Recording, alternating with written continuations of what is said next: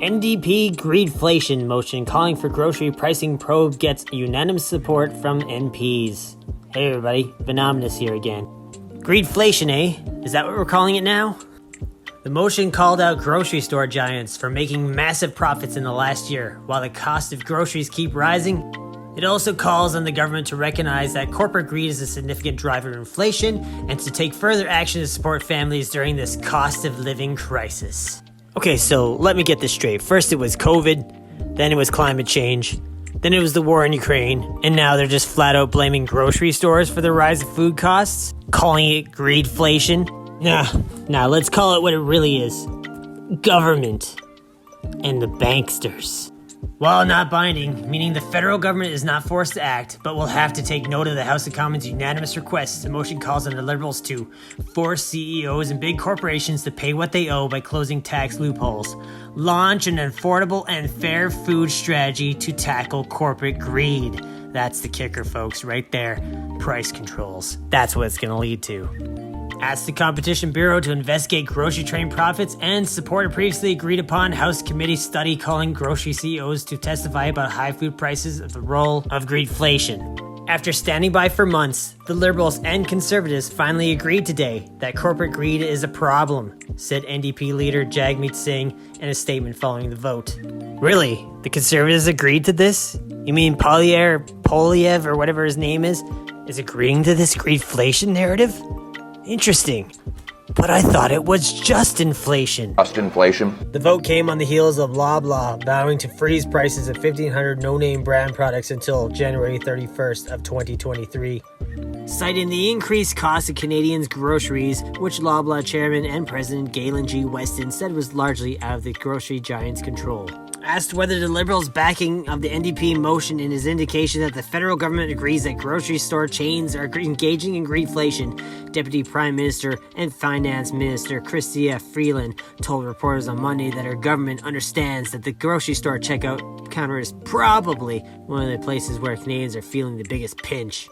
She was also quoted as saying, "I think that we collectively need to do everything that we can to push against the high prices. I would really encourage all Canadian companies to take a Team Canada approach to the challenge of the cost of living and to really understand this is really hard for a lot of people." End quote. In an interview with CTV News on Monday, Sylvain Charlebois, who is Senior Director at the Agri-Foods Analytics Labs at Dalhousie University, said that while grocers around the world have been freezing prices lately, he's not sure it's the right answer to inflation. Price regulation will lead to shortages and will likely lead to higher food prices, he said, so regulating food prices is the wrong thing to do. Charlebois also pointed to research that the lab did over the summer that looked at financial statements of grocery chains, and he said they couldn't find any evidence of profiteering. Oh really? You don't say. Gee, I wonder if the government's just using this whole greedflation narrative as an excuse to bring about price controls in order to bring about food scarcity. What are price controls, you ask? Price controls are restrictions set in place and enforced by governments on the prices that can be charged for goods and services in a market.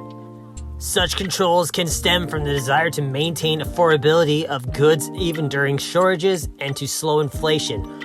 Although price controls are normally used by governments, Western economists generally agree that price controls do not accomplish what they intend to, and many economists instead recommend such controls should be avoided.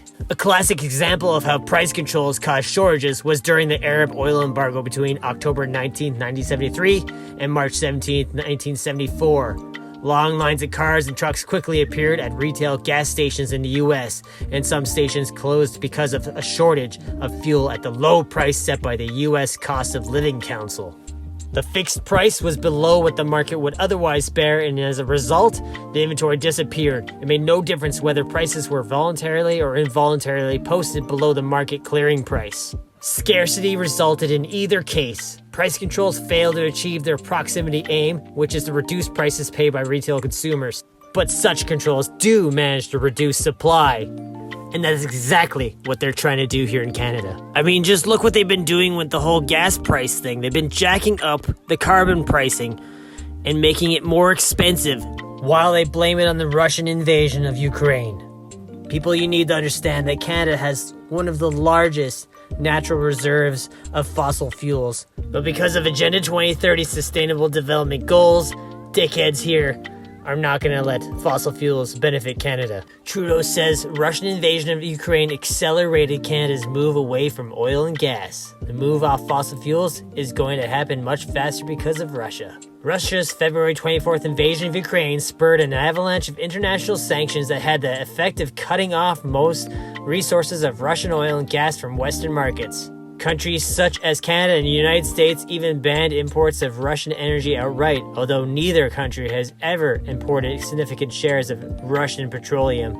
The Trudeau government has promised a moderate increase in Canada's production of oil and gas, but a decided lack of export infrastructure has sharply limited what can be sent overseas. In March, Natural Resource Minister Jonathan Wilkinson promised that Canada would produce an extra 300,000 barrels per day of fossil fuels to plug European supply shortages. However, with Canada having no East Coast ports equipped to export either oil or natural gas, all of these exports will have to be done via the United States. Trudeau has previously said that it is unlikely to change, in keeping with his government's general strategy of discouraging any new oil and gas projects that will have the net effect of raising national emissions. It's perfectly fine to produce more fossil fuels to help out other countries in the world, but to produce more oil and gas for your own country to help reduce the cost of food, that's too much national emissions. No, it makes much more sense to import the fossil fuels from Saudi Arabia at a premium price. It should be obvious to everyone by now that this is an intentional attack on our food supply in order to bring us to the brink. They want to starve you into compliance. It doesn't matter to these people in power that you have to pay more for food. Please, they'll be eating steaks while you eat crickets.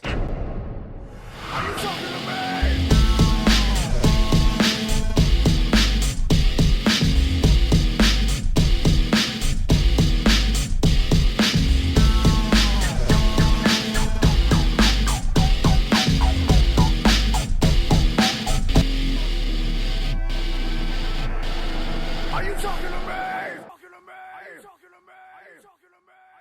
No way, Paul!